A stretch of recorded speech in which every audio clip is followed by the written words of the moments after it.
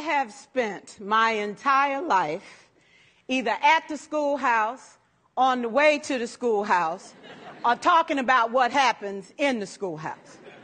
Both my parents were educators. My maternal grandparents were educators. And for the past 40 years, I've done the same thing.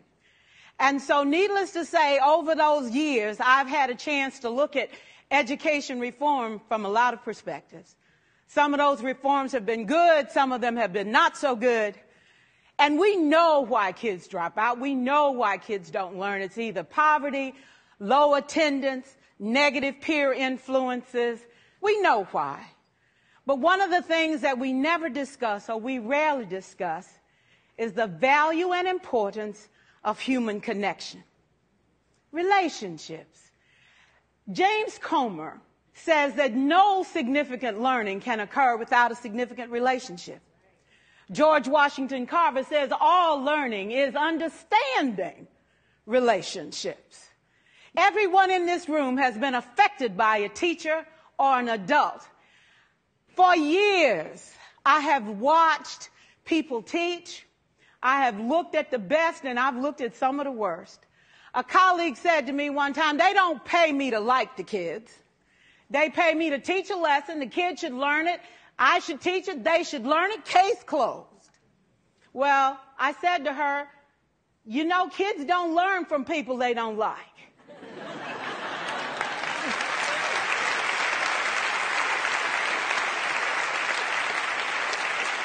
She said, that's just a bunch of hooey. And I said to her, well, your year is going to be long and arduous, dear. Needless to say, it was. Some people think that you can either have it in you to build a relationship or you don't. I think Stephen Covey had the right idea. He said you ought to just throw in a few simple things, like seeking first to understand as opposed to being understood. Simple things like apologizing. You ever thought about that? Tell a kid you're sorry, they're in shock. I taught a lesson once on ratios. I'm not real good with math, but I was working on it. And I got back and looked at that teacher edition. I taught the whole lesson wrong. So I came back to class the next day and I said, look, guys, I need to apologize. I taught the whole lesson wrong. I'm so sorry. They said, that's okay, Miss Pearson. You were so excited. We just let you go.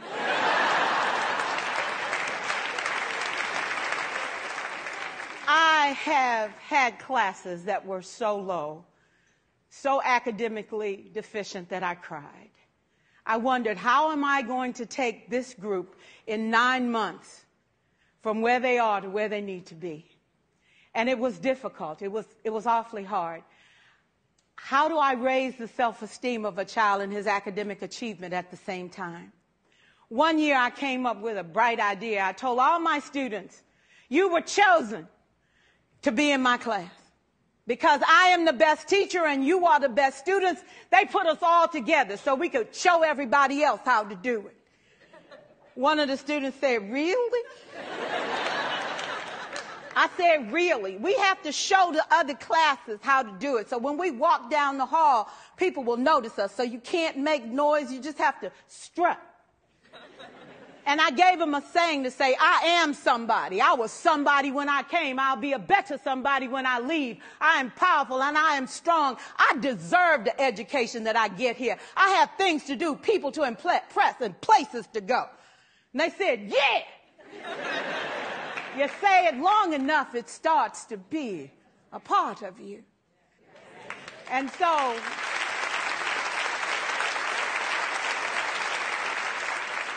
I gave a quiz, 20 questions.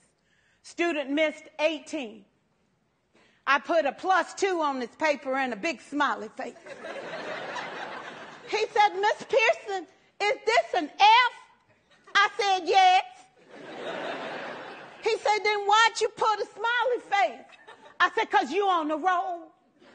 You got 2 right, you didn't miss them all. I said, and when we review this, won't you do better? He said, yes, ma'am, I can do better. You see, -18 sucks all the life out of you. +2 said, I ain't all bad.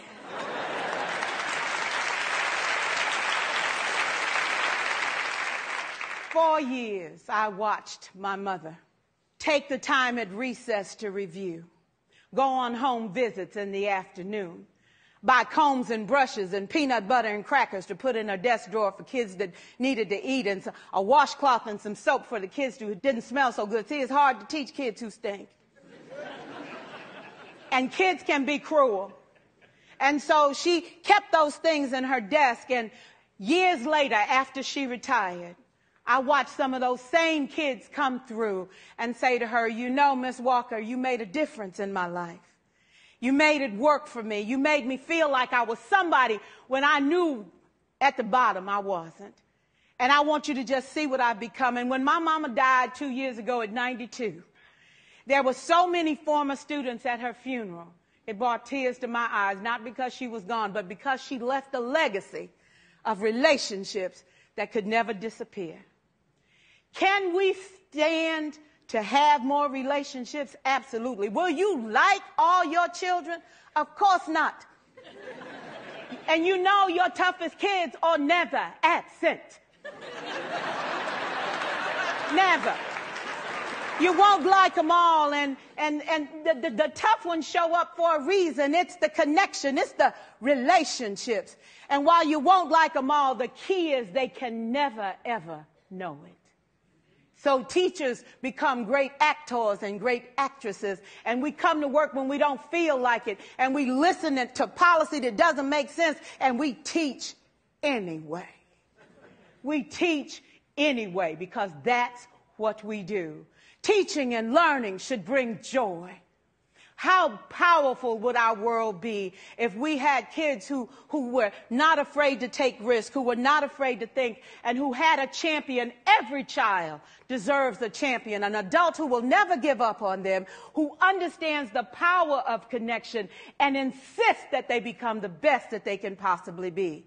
Is this job tough? You betcha. Oh, God, you betcha. But it is not impossible. We can do this. We're educators. We're born to make a difference. Thank you so much.